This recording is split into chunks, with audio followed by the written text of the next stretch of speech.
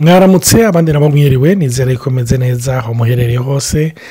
ni uri vyakizimana muri kumwe n'uyu munsi turi kumwe na Nathalie Nyamoya nongeye kubatumira no kubaha ikaze muri biganiro tumaze iminsi tugira ibiganiro vyerekeranye na temperament uko duteye ibintu bidufasha rero mu vyerekeranye n'ingo zacu bikadufasha mu migenderanire tukirana n'abantu batandukanye canke aho dukorera bikamenya uko twifata kuko twamenye uko duteye nuko abandi bameze ni ibintu biriko birafasha abantu benshi bihwanye na feedback canke abatwandikira abadushingira intahe abadutelefona sinobabwira dufise amatelefone atandukanye amaudio menshi dufata umwanya wo gusubiza n'ukuri n'ibintu biduhezagira uretse namwebwe natwe n'ibintu biduhezagira ku giti cacu uko tuvyumviriza uko tubisubiramo uko tubiyaga bisubira kudutahuza natwe uko turi bikabandanya bidufasha bikazana umuco n'inkomezi mu vy'urugo rwacu canke no mu migenderanire dufitaniye n'abagenzi bacu hama twagomba uyu munsi kuvugana ku kibazo cya kabiri ni ikibazo twabashijwe n'umuntu akunda ibiganiro ahora bikurikira yatubajije ikibazo ku byerekeranye n'aya matemperament twariko turavuga aravuga ati numvise ari ibintu byamurikiye numvise ari ibintu byamfashije cyane none ko mbona yuko hari amatemperament rimwe na rimwe yabanye umenga rimwe na rimwe hari ibibazo canke usanga bigoye yuko biyadaptana mbega umuntu arashobora guhitamwo uwo bubakanye bihwanye canke agendereye ku matemperament umuntu akavuga ati reka ndondeze ukunye canke ndabo tubakana bihwanye n'uyu uko ameze Nathalie niko wabigenza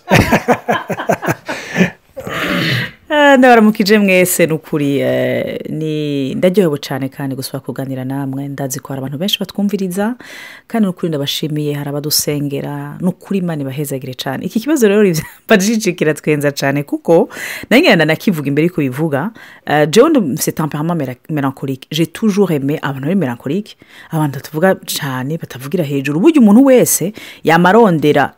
nta muntu yiyanka bwa mbere na mbere hama arifuza yuko basi naho atobari mwiza cyane azana umuntu mu buzima bwiwe ashaka gushusha nkawe jewe je ne pensais jamais kwibaza ko no gize mariage n'umusanga alors sur le côté du tempérament non nanje naritangariye franchement vandi no ko uyu muntu numva umenga ndamukunda kandi la tête me dit autre chose alors icyo nabanza kuvuga coco nuko buye ntitwubaka ku bwacu hari ingorane ikosa canke twama twugwamo kenshi yaba abatakijijwe cyane gose ahubwo n'abakijijwe twibaza ko tugira ubukwe hagati y'abantu babiri ndasuye kuvyibutsa kandi ni kintu Imana yafashije gutahura ubukwe si bwa babiri ubukwe n'ubwa batatu burya Imana imbere yuko irema Eva yabanje gusinziriza Adam ariko imbere yuko namusinziriza yabanje kuvuga ati l'homme est seul umugabo ari wenyene muri iki gikorwa muri jardin d'Eden l'homme est seul c'est vrai yuko imbere yuko amurema imbere yuko Eva abaho Imana yabanje iratembereza ibikoko byose imbere ya Adam atangura kubiha amazina niho yaremarse Adam ati tiens ni bibiri deux kuko hari abantu baca bavuga ngo Adam abona ko ari wenyene qu'il était seul et qu'il n'avait point d'aide Imana iratuze izokaya muri twebwe le besoin yo kubakana ahubwo na la bonne personne plus tu vas être dans la présence de Dieu kuko ukoresheje ubwenge vy'ukuri ni gake abantu bafise le même tempérament bagira mariage na le même tempérament c'est très rare simvuga ko Imana itabikora ariko c'est très rare kuko burya umuntu ntiyubaka kubwiwe rero je personnellement nk'umuntu nk'uyu kuko bitubajije ntarubaka ashaka kumuremesha kuko ari igihe nibyo ushobora kwira tuvuga ati shaka temperament ko we yaravuga ati James temperament ituje nogera mariage n'umuntu trop sanga canke trop colérique je numva umenga ibaraje bagiriguye rero ntidukoresha ubwenge c'est ça le piège plus tu vas dans la présence de Dieu plus yonyene niyizi ico yaguhamagariye niyaba yahamagaye mu buzima bwa umuntu ari colérique ne t'en fais plus izomukoresha izoguhindura nawe kuko ntitugire mariage pour nous-mêmes kuko iyo question simvuze qu'il est égoïste c'est pour se protéger en fait uyikora kugira wiprotege mugabo bisigura aussi none bafise kwiza ko Imana itoguprotege hari ahantu Imana itokurinda na hamwe donc c'est aussi buryo urugiyemo c'est une question de foi ni ukwizera yuko d'ailleurs wowe utabeze neza utari parfait et que le mariage ne va pas tourner autour de toi mais quand même temps nawe uzohindurwa n'ubundi ari handi imana izomuhindura donc muri iyo equation il faut ko muba muri batatu ukuyemo imana c'est sûr bitebuke uzobabara ariko uvuze uti imana jewe vraiment ndabarimariye n'umusange yitwa Olivier hari ibintu akora ntatahura kabisa ariko ndagusabye non seulement umpe kumutahura ariko umpe kumukunda kuko ntituri ngaha pour nous turi ngaha ku bwawe data. Imana ishimwe cyane kuri ibyo nataravuze ni ukuri iyo umuntu asubiye kwibuka yuko n'imana ifise umugambi wa mariage niyo yensitituwe novuga cyangwa yashyizeho iyo institution y'urugo ya mariage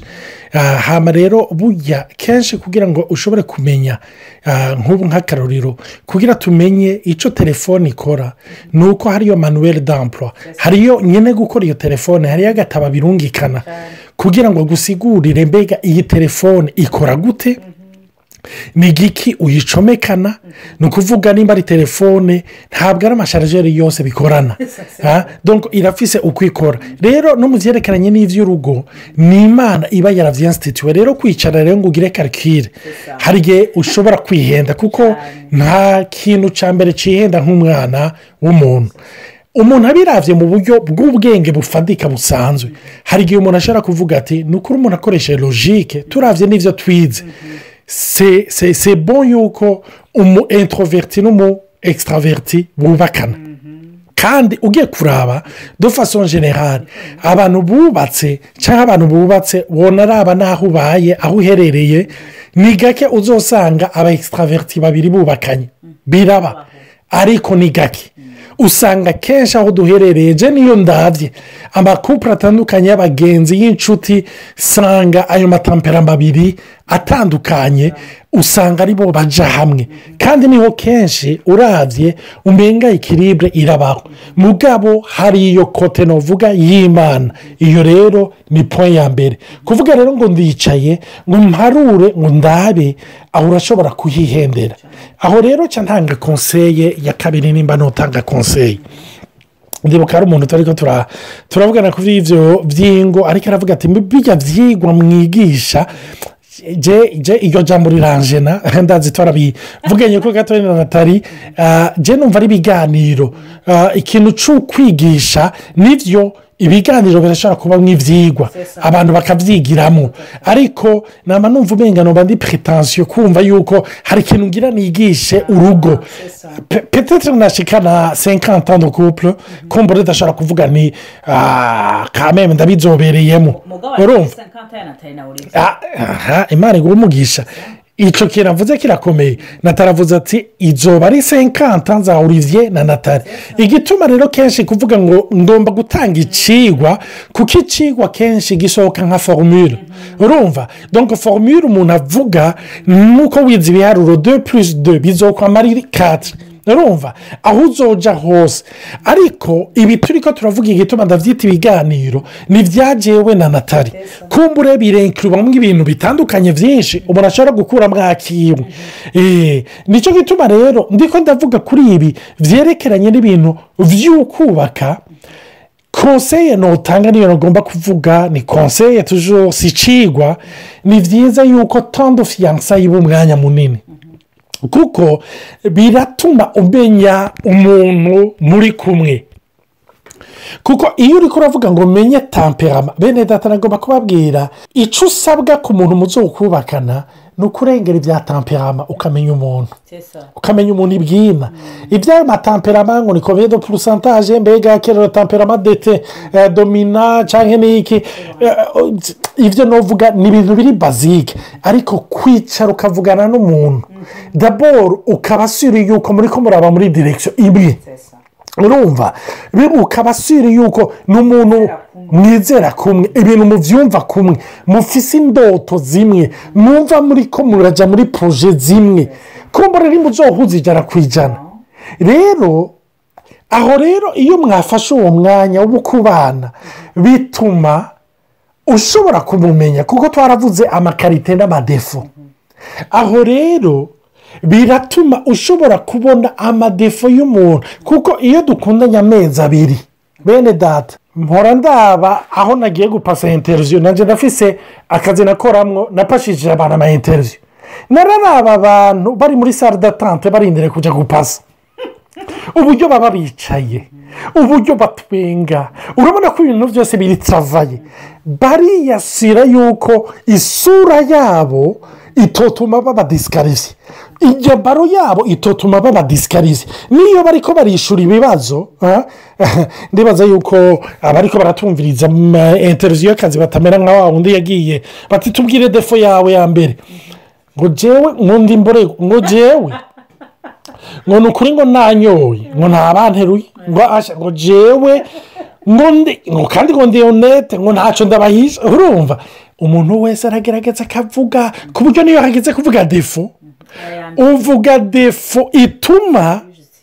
ijusitifiye yuko uberanye n'ako kazi umve no mu gihe cyo kureshanya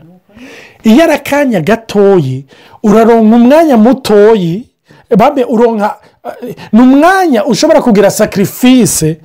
yo gutunganya isura yawe yo gutunganya inyambaro yawe imvugo yawe ntiwirekura ariko iyo mumaranye umwanya muhura n'amayivenema atandukanye bituma ushobora kubona ibintu bitandukanye kuri we hama iyindi mpanuro nocishamo muri uyo mwanya mukireshanya n'umuntu mukimenyana bene data ntimukaba ahantu ho kuvuga ngo ego hariyo utudefo nabonye mugabo oya ni ukuri nzotwihanganira mu rugo urumva ngo nzotwihanganira mu rugo nagomba kubabwira hari umuntu yavuze ngo urugo ni magnifaya donko ni rukakamisha urumva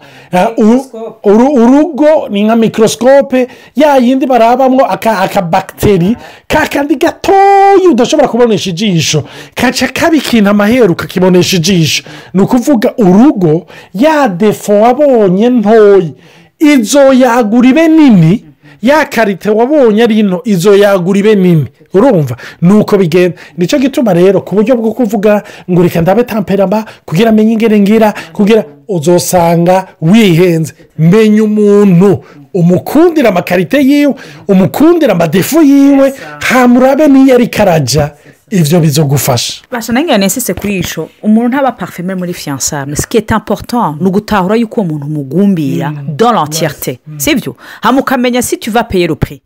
by'ukuri kuko c'est une marche de foi no kuntu kwizera hari jambo nakunze cyane muri itanguriro Genèse chapitre 2 Imana hejeje kure mu mwana w'umuntu iravuga iti Genèse chapitre 2 verset 21 et l'Éternel Dieu fit tomber un profond sommeil sur l'homme et qui s'endormit il prit une de ses côtes et referma la chair à sa place et l'Éternel Dieu forma une femme de la côte qu'il avait prise de l'homme et l'emmena vers l'homme. Oya mumbabari nashaka gusoma umurongo wa 25 Genèse 2 chapitre 2 verset 25 l'homme et la femme étaient tous de nus et ils n'en avaient point honte. Umurongo wa 24 ukavuga uti c'est pourquoi l'homme quittera son père et sa mère et s'attachera à sa femme et ils deviendront une seule chair bazova kwa se na nyina. Donc il y a certains repères où bavuga ngo ni nziza uya papa na mama bafite des habitudes hari ibyo wabonye vyiza na bibi hari igihe ushaka gutira une conclusion izi enseignements zirashobora gushira muri piège yo gushaka gutira des conclusions hâtives hewe wambwiye shawanje ni vyiza biramurikira ariko ntibirumurikira abandi en premier lieu birumurikira wewe ikintu nakunze cyane nuko abantu benshi badushingira nta ko vyahinduye bo pana abandi ni ntahe nyinshi nshimira Imana ko bo bashingira ati naratahuye nasanze ndi umunyavyaha Imana yo mpindo Dieu commence toujours par toi hama rero igakiza uyundi kuko ubwiza bw'Imana bwamanze kumanuka mu buzima bwawe rero izi enseignements si zo gutirisha ngo bongera ngere calcul mental ngira mbwe nkuko warabonye ivyo baba barakwigishije kwa sona nyoko ngaho ijambo ry'Imana rero bivuga neza ngo umurongo wa 24 ngo c'est pourquoi l'homme quittera son père et sa mère iryo jambo ryavuzwe ryari bataracumura dans la présence de Dieu. Donc hari ibintu vyiza ushobora gupimisha vyiza vraiment mugabo udashobora kuvyaplika atari mwe muyera guhumeke. C'est pour ça que j'insiste beaucoup aussi vyukuri udévelopper umuntu wese ari célibataire afata umwanya wo kudevelopa umwanya mwiza kuja mu bwiza bw'Imana kuko uri kumwe n'umuntu ubwiza bw'Imana burashobora kukubwira ati hanze bigasa neza bose bakanagushingira intara ariko kumva mutima nata kuraho ikirenge ko ngaho urahasigara esa aussi c'est un bon indicateur parce que abarongorwa namwe muri bana b'Imana. Ikindi naco nagomba kuvuga nuko burya ikintu kikwatira ku wundi nico utagira sivyo ikintu kikwatira ku wundi nico utagira ariko nagomba kukubwira burya abantu bagikundana hari umwanya no wita mu mbabarire ndabwita wakaboregwe umwanya w'ibishobisho aho ibisantima bibasubmerge mu karengegwa ku buryo niyo kote nziza ivyo donc ni ivyo utagira bambe ubona kuri we wumva bikuryohera kandi urabikeneye nivyo urabikeneye gose ariko nagomba kukubwira ngo nivyo ubona kuri we udakeneye umve erega zo bijana mu rugo arumva Natali yavuze gukunda umuntu wese rero hari ikindi kibazo bice bijana umuntu yavuze ati none ko hari igihe ubona abantu baba bakundanye mugabo ageze mu rugo ukamenga ibintu vyahindutse mbega ni temperament bihindutse canke biba bigenze gute sinzi ico Natali yo kwishurako urampaye amadiyade menshi no munsi urumva bon ije ico navyumvira ko ni iki nuko nkuko twavuze chaque tempérament yose irafise amakote positif n'amakote negatif hama nkuko twabivuze burya par exemple nk'umu extraverti nk'umusanga arafise energie nyinshi atanga burya n'umumelancholique naho yigumizamo atagaragaza arakunda kuja cyane mu bintu vy'imvimvira donc c'est une forme d'énergie akoresha rero nk'umumelancholique ku kazi ari patika arabangutse aratanga des idées biraryoshe mugabo yatashe muhira umusanga yatashe muhira abakeneye kuruhuka hariho iciyumviro batuweshe kandi kitarico ngo yubatse uyo ugize mariage ngo umwanya wo kuruhuka je suis désolé nukuri mumbabarire cyane urugo nkuko abarundi babivuze uragubaka ntugiye kuruhuka ugiye kubaka construire ahantu construire tu fournis des efforts ahantu wubaka uragira siporo uraruhura uranacumukura imbere y'uko inzu ihera kenshi nibaza y'uko twafashe urugo nk'ahantu tujya kuruhukira rero les deux tempéraments zihuye mu rugo zose za kuruhukiraho none ninde temperament ya mbere iruhuka niye ninde atangura kuruhuka kuko nanje cyane exige none ga Olivier jewe ndakeneye kameme yuko ibishobisho vyanje byuzuye undi nawe ati cyane nje kuruhuka bana rege energie yose namaze kwitanga hanze naho intambara zitangura kuba kubera iki en fait vy'ukuri togiye kuba mu rugo turabanu tuba turi gusa abo hanze babona le bon côté abindani bakabona le côté négatif abindani sabidi les faiblesses za Olivier ndazizi zijanye na tempérament ziwe nanje faiblesses zanje arazizi zijanye na tempérament yanje mugabo yimushitsaje ce n'est pas que je suis hypocrite mais c'est que il se trouve yuko le tempérament positif ariyo ntezo kwerekana abo munzu no bavuga nti nibo bakunda kuruha mais c'est là où je dis que la présence de Dieu ubwiza bw'Imana twabwibagiye naho dukeneye kwibuka yuko Imana iritegezwa kuja mu rugo kuko yirushe uruhukira mu Mana kugira n'uwo mubakanye ntumuteke ibivumvuri ngo umusuke ko uburemere n'amafardo yawe yose Ego kuri ico kibazo nyene avuga ati none abantu bageze mu nzu kumenga barahinduka mbega yoba ari temperament ihinduka akaroro ntangana gasanzwe mbega impuzu uba wambaye ku kazi nizo wambara uri muhira mbega ijya karavati uba wambaye ku kazi ka karato gasize neza mbega nivyo uguma udambiramo muri saro muhira mu cumba hirya no hino mbega za mpuzu umudamu aba yambaye yaberewe n'iki muhira ariko aba ameze ya makire aba yisize ko yakwipodora oya hageze muhira bimwe umenga n'ivyo kugaragara hasi ndiko ndavuga ivyo kwinegirija oya ariko ndiko mvuga muhira n'ahantu wumva ngo baba wewe umvi bosi wanje biranyorera kumwihanganira kuko nzi yuko duhura do 14h à 18h ariko natari twasinye gushika urupfu rudutandukanije beneda aho rero ni ahandi nanje nshitse mu rugo ndavuga ni none ntabaye jewe nzomubajyare urumva nico gituma hari abantu rimwe na rimwe bavuga bati none wewe kumenga urendurusha n'abantu bo hanze uritangira abantu bo hanze ariko abo muhira ukaca wirurasha nico Natali yavuze muhira umenga uriha uburenganzira bwo kuba wewe bwo kwihorasha ahubwo umenga hanze ni misiyo yo gutanga serivisi mu nzu ni umwanya rero wa rekiperasiyo aho bakuzuza mugabo ingorane abo babiri bagomba bose kuzuzwa. Nicyo gituma nagomba kuvuga abantu mu gihe bakireshanya ni uwo mwanya w'amakaravati, ni uwo mwanya wo kwerekana ibintu byiza. nta wa wundi agiye guca ku kazi agiye kurondera akazi muri interiviyu ntiyerekana kote mbi, arerekana kote nziza. mugabe iyo mwashyitse mu rugo amakote yanyu rero